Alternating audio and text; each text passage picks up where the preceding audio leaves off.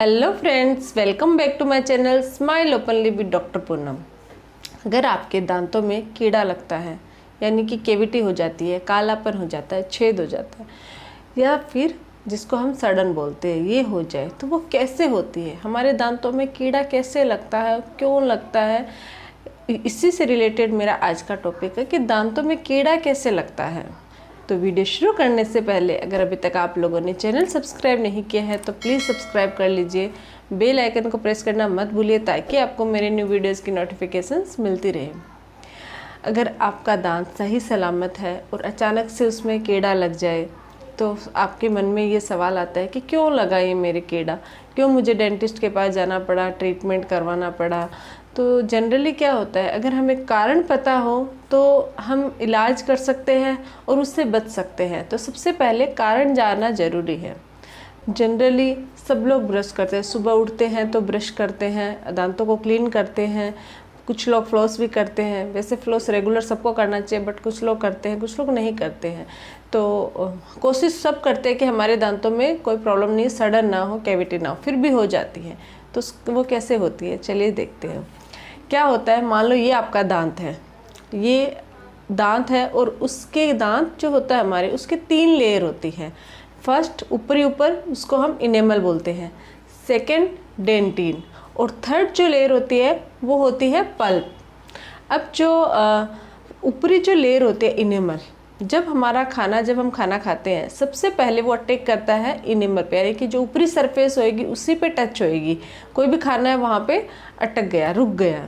अब खाने के अंदर खाते हैं तो जो हमारा खाना है अगर वो हमारे दांत पे रुक जाता है, यानी कि कुछ भी खाएंगे तो दांत पे तो चिपकेगा ही, और हमारे खाने का जो नेचर होता है तो उसमें है उसमें क्या होता है, बैक्टीरिया डेवलप हो जाते हैं जब दांत के ऊपर टक हुआ तो जो उसका जो नेचर है वो कैसा होता है, एसिड नेचर का। और हमारा जो दांत है उसकी जो इनेमल लेयर होती है, ऊपरी लेयर, उसका नेचर होता है बेसिक। और जब एसिड नेचर का जो खाना है वो हमारा जो इनेमल है, जैसे आप देख सकते हो कि ये जो इनेमल है ये बेसिक नेचर के, उस पर जब अटैक करेगा तो वो उसको डैमेज कर देगा, डिस्ट्रॉय कर देगा, जिसकी वजह से यहाँ पे ब्लैकनेस हो गया, कैविटी हो गई, सड़न हो गई।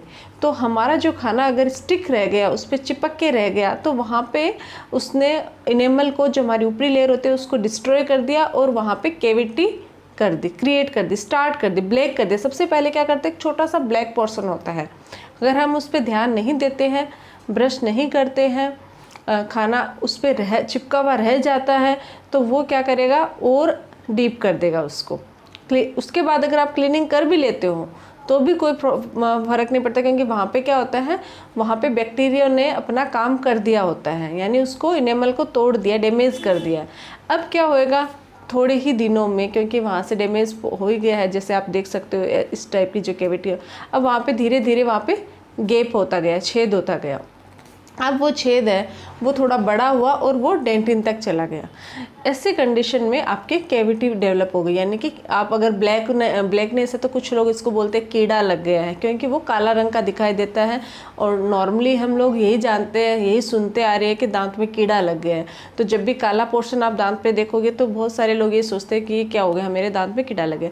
एक्चुअल में वो वहाँ पे कैविटी फॉर्म हो गई है, वहाँ पे सड़न हो गई है। तो इसको आप कैविटी बोलिए, न कि कीड़ा लगना बोलिए। तो यहाँ पे ये ऐसे होता है हमारे दांत का जो पहला स्टेप, यानी कि कैविटी लगना। अब क्या होता है कि अगर थोड़े दिन बीत गए आपने, क्योंकि उस टाइम पेन नहीं होता है, दर्द नहीं होता, जब आप कुछ खाते हो तो उसमें फंसता है, लेकिन फिर भी बहुत सारे लोग होते हैं वो डेंटिस्ट को नहीं दिखाते हैं, उसमें कुछ भी करके निकाल लेते हैं, टाइम निकालते रहते हैं, और जब तक उनके दर्द नहीं होता वो डेंटिस्ट को नहीं दिखाते। कभी कभी क्या होता है कि ये कैविटी थोड़ी बड़ी हो जाती है, डेंटिन तक चली जाती है और उस पर खाना फंस जाता है और वो निकाल नहीं पाते हैं। ऐसी कंडीशन में, या वो खुद से नहीं निकल पाता, ऐसी कंडीशन में उनके कभी कभी पेन हो जाता है खाना खाने से।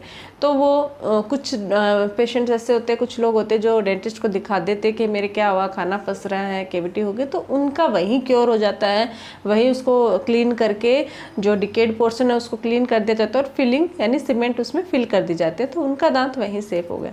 लेकिन बहुत सारे लोग हैं वो इस चीज़ में भी उस ध्यान नहीं देते, किसी के पेन होता है तो वो कुछ दिन में ठीक हो जाता है, तो इस एक कंडीशन में क्या होगा, वो और डीप होएगी। जैसे कि आप देख सकते हो ओ डीप होके वो कहाँ पहुँच गई, पल्प तक। अब जैसे ही वो पल्प तक पहुँचेगी आपके पेन शुरू हो जाएगा, क्योंकि उसने पल्प में अटैक कर दिया है। अब आपके दर्द होना है वो शुरू हो गया, तब आप जाके डेंटिस्ट को दिखाओगे, क्योंकि मेरे दांत में दर्द हो रहा है, क्या हो गया। अब ऐसी कंडीशन में जब पल्प तक पहुंच गया, इसका मतलब इन्फेक्शन हो गया। इस टाइप का जब इन्फेक्शन हो जाता है तो इसका ट्रीटमेंट सिर्फ सीमेंट फिल से नहीं होता है, यानी फिलिंग से आपका दांत का इलाज नहीं हो सकता।